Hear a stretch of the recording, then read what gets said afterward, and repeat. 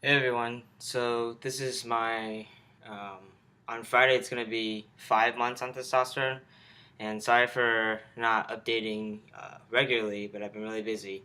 So I just got off of work, and I wanted to make a video on the amount of hormones I'm taking, and how hard it is to balance my schedule, as well as my personal life with that, and dating life and being trans. So first of all, I don't think this is a good lighting, so I'll move. Um, so yeah, I think. Hold on a sec.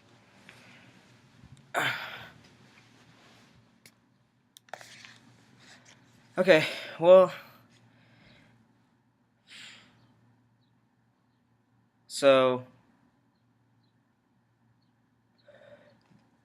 the dating life has been really tough, and especially making sure that I balance not outing myself, my gender identity while I'm online. And also, it's not something, since I passed, it's not something that I'm going to tell people right off the bat. At the same time, I think a lot of it has to do with the intersection of race. And already to begin with, it's transitioning from one fetishized and overly sexualized uh, identity to a very desexualized identity. Um, so, on OkCupid, I list myself as bisexual, and for a lot of people, that is, and I explain on my profile, well, I'm not exactly bisexual, but I'm looking for queer-friendly women, but really, that confuses a few queer women, and at the same time, it turns a lot of queer women off, and it seems as if I'm fetishizing them. When really, it's just to make my own, give myself some safety. At the same time, when I do when I do approach queer women and find queer women, the conversation is often turned into it often stops because when I try and set up something where I want to hang out with them, they see it as a very male predatory um, aspect of me, and because they don't know that I'm female bodied, and so me, making that move in the beginning turns them off and scares them, and so I think that is something that I'm really frustrated about because I'm just an activator. It's one of my strengths, and I'm just an activator to begin with. And so that's just my personality. It's not me being male. It's just me um, making that move. And so that's not. It hasn't been beneficial. And so I don't even like views on my profile or people who actually message me. Um, Either are just curious about my race, or people who just, it's always the same demographics. It's not, oh, there's a straight woman, she's gonna be interested in a bisexual Asian male who looks like a twink. And so a lot of this is perception, and it all starts with perception, and people will be quick to judge, oh, you look like this, you must be this, you identify as this, you must be this. Even around the office, like this bro culture, it's a very, okay, you're obviously queer, but I'm gonna distance myself from you because you're queer. You might want to make a move on me, or I'm not like that. I don't roll that way, and so I've been feeling that around my coworkers, and that's not healthy. And really, I'm just a nice person. Uh, I have conversation with anyone. And just because I'm interested in queer LGBT issues doesn't mean I'm gonna make a move on you. You know what I mean? Like, I'm here for my communities and not to make a move.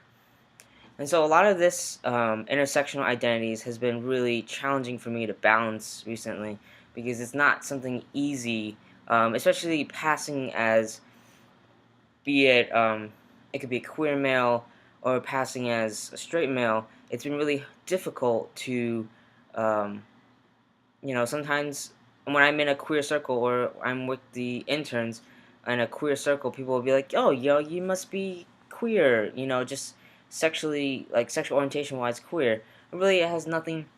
I'm far from. I'm not saying like I would never be queer, but I'm just I'm in this community because of my gender identity, and I don't want to out myself because it's not safe.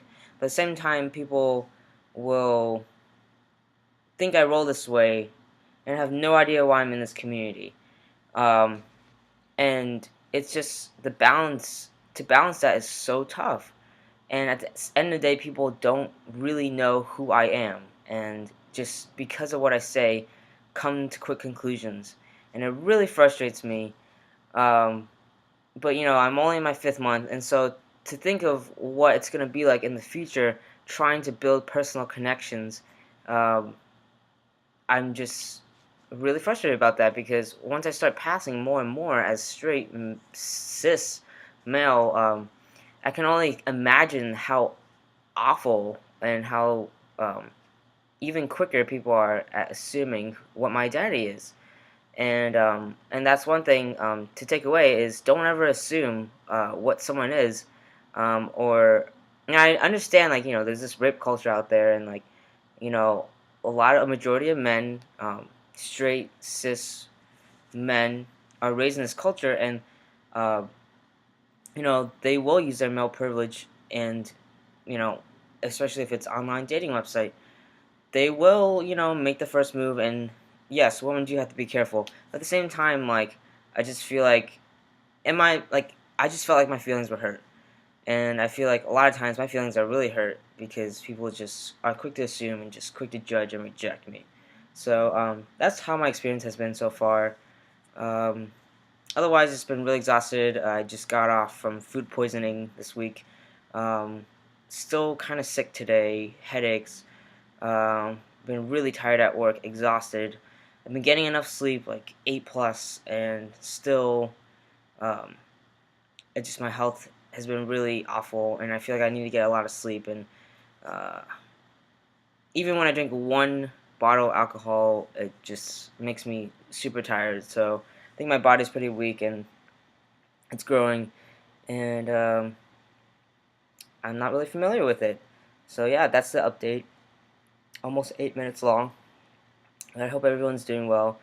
Um, on the bright side, I was at the Supreme Court today, and DOMA and Prop 8 were struck down. So um, here's to hopefully um, a brighter future, and hopefully ENDA will come up and some progress will come to it.